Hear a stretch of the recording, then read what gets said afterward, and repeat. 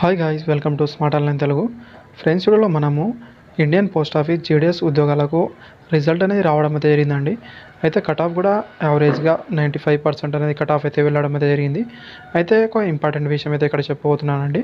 Just 45% ఉన్న వాళ్ళకు కూడా కట్ ఆఫ్ అనేది అవ్వడం అయితే జరిగింది. అదేవిధంగా ఇక్కడ మీరు చూసుకుంటే సెకండ్ లిస్ట్ కూడా ఉంటుందా లేదా అని ఇక్కడైతే క్లారిటీగా చెప్తాను. వీడియో నచ్చితే లైక్ అనేది చేయండి, అదేవిధంగా సబ్స్క్రైబ్ చేసుకోండి. నెక్స్ట్ అయితే అసలు విషయం అయితే తెలుసుకుందామండి. సో గైస్, ఇక్కడైతే మీరు లైవ్ ప్రూఫ్గా అయితే చూసుకోవచ్చు అండి. ఇక్కడైతే మీరు చూసుకుంటే 75 కాలమ్స్లో అనేది ఇక్కడ మీరు గమనించవచ్చు.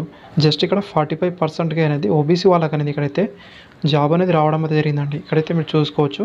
అదేవిధంగా ఇక్కడ మీరు చూసుకుంటే ఇక్కడ మీరు చూసుకుంటే అస్సాం రాష్ట్రం నుంచి అయితే రావడం అయితే జరిగిందండి.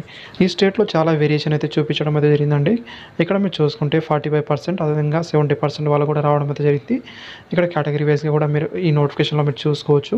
డాక్యుమెంట్ వెరిఫికేషన్ అనేది మార్చి 21 వరకు అయితే ఛాన్స్ అనేది ఇవ్వడం అయితే జరిగింది. మీరు అప్పటి వరకు అయితే ఇక్కడ డాక్యుమెంట్ వెరిఫికేషన్ అయితే చేయించుకోవాల్సి అయితే ఉంటుందండి.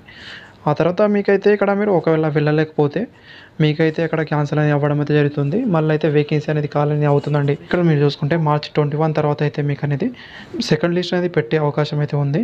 క్లారిటీగానే చెప్పలేము, కాకపోతే ఇంకా 15 డేస్ అయితే తర్వాత పట్టొచ్చు అండి.